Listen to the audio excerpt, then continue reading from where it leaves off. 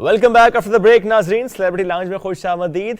सियासी शख्सियत मौजूद होती है, कहते हम हर दफा यही है सियासी बात नहीं करेंगे, लेकिन हम भी बड़े शरारती हैं, हम फिर भी सियासी बात कर देते हैं। आज फिर हम कहते हैं सियासी बात हम कम करेंगे। लेकिन जब आप ये जान लें एक ऐसी शख्सियत हो जिसने शिकस्त दी हो जमीयत उलमा इस्लाम फे के सरबराह मौलाना फजल रहमान साहब को, मैंने उनसे ब्रेक में कहा कि उनकी आहत तो नहीं लगी। उन्होंने कहा वो तो खुद आजकल आहें ले रहे हैं, तो बाकी आहें ही भर रहे हैं। ऐसा ही कुछ मामला है जनाब। मैं बात करूँ मोहम्मद याकूब शेख साहब की, हल्का NA 39 रुकने कौमी असम्बली मुंतखब हुए और जिसको हराया उसका मैं जिक्र पहले से कर चुका हूँ।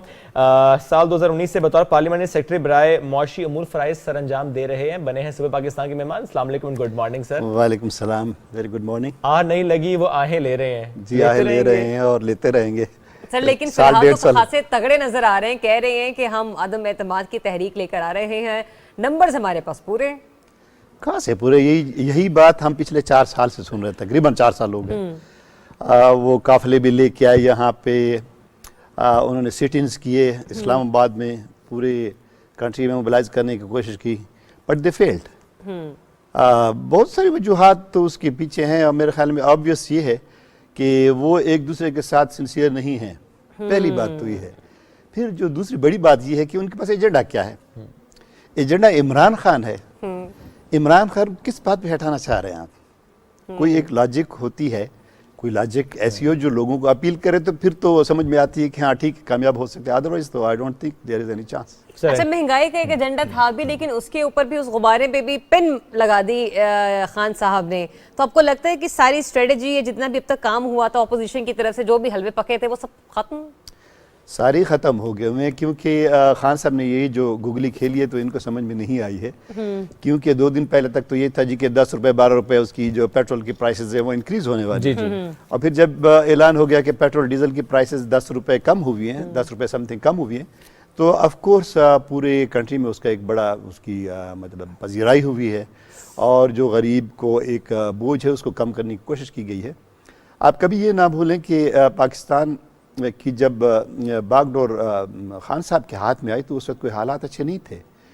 और ये कभी भी ना सोचे कि आप अगर उसी नहज पे चलते रहे जिस नहज पे पिछली हुकूमतें चलाती रही हैं, हमारी हुकूमतों को, हमारे निज़ाम को, हमारे फाइनेंशियल सिस्टम को, तो मेरे ख्याल में कभी भी आप बेहतरी की तरफ नहीं जा सकते।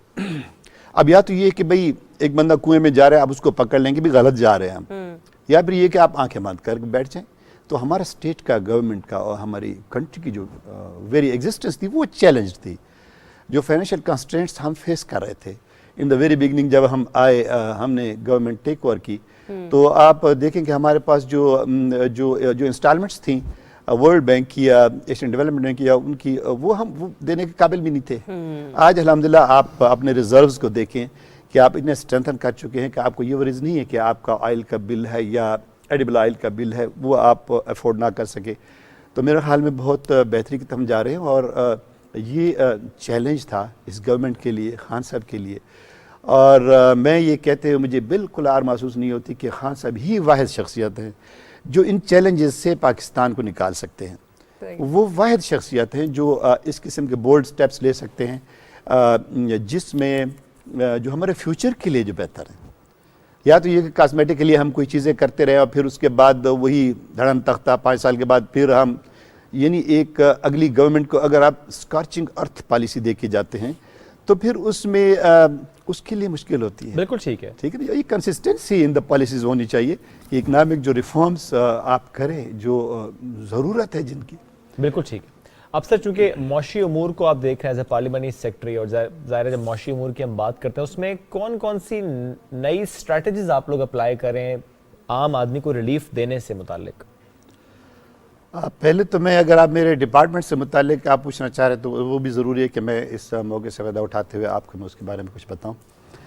देखिए, हमारा डिपार्टमेंट लुक आफ्टर करता है जो फॉरेन फंडिंग हमारे पास आती है, लोन्स की सूरत में आती है, ग्रांट्स की सूरत में आती है, तो हम उसकी केयर करते हैं, उसको मॉनिटर कर रहे होते हैं और फिर उसकी जो रीपेमेंट्स है उसको हम देख रहे होते हैं। अब चूँकि 18 That means IMF as well? Yeah, of course, IMF, Asian development bank, Islamic development bank, ये बैंक्स जो हैं तो उनसे जो आप लोन्स या उनकी तरफ से आपको ग्रांट्स आती हैं तो उनकी केयर करना, उनकी इम्प्लीमेंटेशन। और फिर जब से 18th अमेंडमेंट आई है तो बहुत सारी चीज़ें जो है वो सूबों के पास चली गई, but still when the funds are coming into our economy, so we have to take care of that कि जो जिन प्रोजेक्ट्स के लिए आए हैं उनके ऊपर वो इम्प्लीमेंट हों, वो एग्जीक्यूट हों और टाइमली जो है वो कंप्लीशन हो उन प्रोजेक्ट्स की जिनके लिए वो फंड्स लाए गए हैं। ये कितने फीसद फंड्स डायरेक्टली आप लोग देखते हैं और कितने फीसद फंड्स इन्हीं बैंक्स के, इन्हीं प्रोग्राम्स के सूबे देखते हैं? देखिए 100% सूबे ही देखते हैं, बट अच्छा। हम एक मॉनिटरिंग एक मिनिस्ट्री हैं कि फंड्स आएंगे तो वो सारा उसका रिकॉर्ड हमारे पास होगा।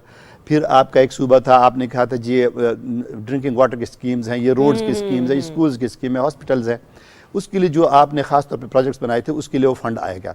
अब होता ये है, बल्कि मैं ये चाहूँगा आपको बताना कि जो पिछले अदवार में होता रहा है कि फंड्स आते थे और फिर उसके बाद उनकी इम्प्लीमेंटेशन जो होती थी, उनको एग्जीक्यूट करना, उन फंड्स का यूज़ वो टाइम पे नहीं होता था।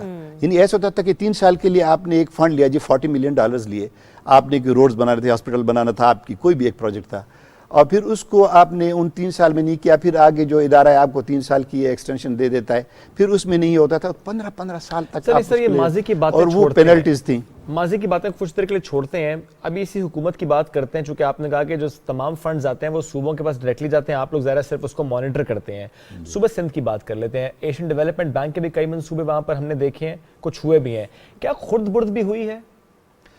खुर्द बुर्द की भी मिसालें बहुत सारी हैं। और इस दौरे हुकूमत पे मुझे बताइएगा सर, क्योंकि आप मैं बात करूंगा, आपने सिंध की बात की है, तो सिंध का खास तौर पे जब से मैं देख रहा हूँ ना इस डिपार्टमेंट में, तो बहुत ही मायूसी होती है कि वहाँ जो इम्प्लीमेंटेशन है वो ठीक नहीं है। आपके दौरे हुकूमत में सिंध हुकूमत को इन इदारों से कितने फंड्स मिले हैं?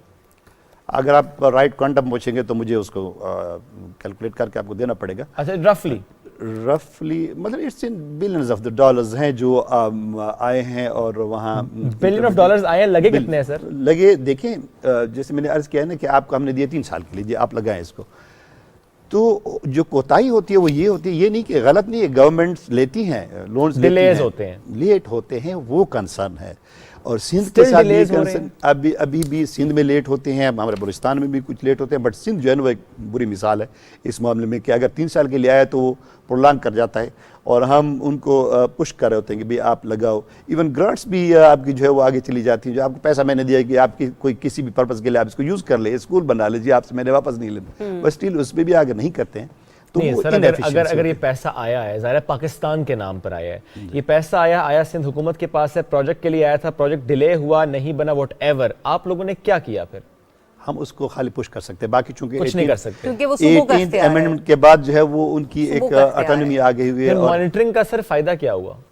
हम हमारा काम जो है, हम उनको जैसे महीने में 1 दफ़ा, 2 महीने में 1 दफ़ा इसी कंसर्न के ऊपर मीटिंग्स होती फिर हैं। यूँ सवाल कर लेता हूँ सर कि आपके दौरे हुकूमत में जब से आप इस मामले को देख रहे हैं, कितने बार आप लोगों ने सिंध हुकूमत को लेटर लिखे हुए इन्हीं मामलों को लेकर के, भाईजान करें काम, पैसा आपको दिया गया है? नहीं, लेटर लिखने के बावजूद हम उनको बड़ा पुश करते रहते हैं, और उनकी जो वहाँ से कंफर्मेशंस आती है तो फिर ज़ाहिर हमें रिलाई करना पड़ता है, तो अब कुछ उसमें बेहतरी भी। लेकिन आप लोग पुश करने से फायदा बहरहाल होता है, वो बिल्कुल हिलते हैं, बिल्कुल ऑफ कोर्स होता है, हिलते हैं। अब अगर हम नाम ना लें तो वो तो साल के बाद भी कोई ना पूछे, तो हम ये नहीं कर रहे हैं, हम कहते हैं कि नहीं, हम उसको फॉलो करेंगे, और जो हमारी कंसर्न है वो ये है कि ये टाइमली इसकी एग्जीक्यूशन हो।